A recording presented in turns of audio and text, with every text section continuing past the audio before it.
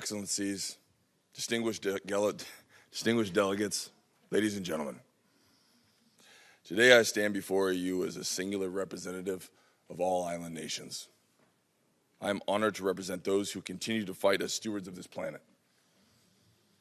As a native Hawaiian, born to a mother from Iowa, I have seen how one place can be oblivious to another. The issues facing an island can feel so far removed from that place that is landlocked in the middle of our country. However, with a foothold in two worlds, I quickly began to see how a problem for one will soon become a problem for all. As a human family, through innovation and creativity, we have elevated ourselves and perceivably stand as the most powerful beings on earth.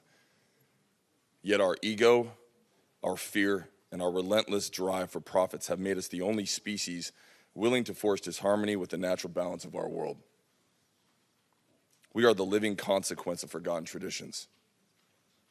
We suffer a collective amnesia of a truth that was once understood, the truth that to cause irreversible damage to the earth is to bring the same into ourselves. We, the island nations, and all coastal communities are the front lines in this environmental crisis. The oceans are in a state of emergency. Entire marine ecosystems are vanishing with the warming of the seas. And as the waste of the world empties into our waters, we face the devastating crisis of plastic pollution. We are a disease that is infecting our planet. From the atmosphere to the abyssal zone, we are polluted. It is a known fact that the great garbage patch floating in the Pacific is larger than the country of France. Even at the depths of the Mariana Trench, we are discovering nanoplastics. And shockingly, there are more plastic particles in the ocean than the stars in the Milky Way. It is shameful. Yet the greatest threat to small island developing states is the fact that entire islands are drowning into the sea due to the enormous volume of emissions generated by the first world countries. Island nations contribute the least to this disaster, but are made to suffer the weight of its consequences. Our governments and corporate entities have known for decades the immediate change is needed, yet change still has not come. And when the front line is gone, we are doomed. There is no undoing. If you continue to watch, unsympathetic to the issues of island nations, this realization will soon come. That you stood by and witnessed the world cross the critical tipping point, ushering the death of our planet.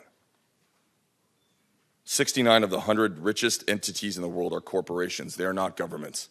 Obviously, it is not naive to believe that one does not influence the other. But we are watching, and the people will hold our governments and corporate powers accountable for the destruction you are allowing to our environment. 3 years ago in Paris, the world stood united and vowed to keep the Earth below 1.5 degrees of warming. We pledged to hold ourselves to a higher standard and to do what is right. I'm standing here today because I am ashamed that not all of our leaders have honored this agreement. Delegates, I ask you now, do we still stand in unity for this cause? Do you intend to honor the commitments for betterment of mankind? Or will you continue to chase short-term profits above our children's basic human rights to live on this earth? Change cannot come in 2050 or 2030 or even 2025. The change must come today. We can no longer afford the luxury of half-assing it as we willingly force ourselves beyond the threshold of no return. As a human species, we need the earth to survive. But make no mistake, the earth doesn't need us.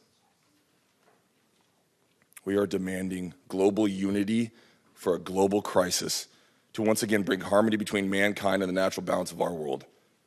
We must right the wrongs we have done against our children and grandchildren because we are gifting them with a world that suffers from our irresponsible stewardship. I leave you with an island proverb that states, he va'a, he moku. He moku, he va'a. These words teach us that all land, no matter how big or small, floats on the ocean like a canoe in the middle of the sea. And that our planet is nothing more than an island floating amongst an ocean of stars. Life on a floating vessel has limited resources. It requires strict conservation practices and carefully planned navigation to ensure survival.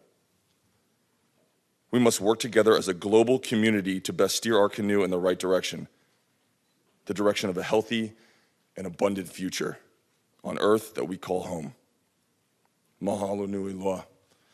Please join us, the Samoa Pathway, in unified commitment to protect and heal the planet. This is for all of us. Aloha. Kukiai Mauna.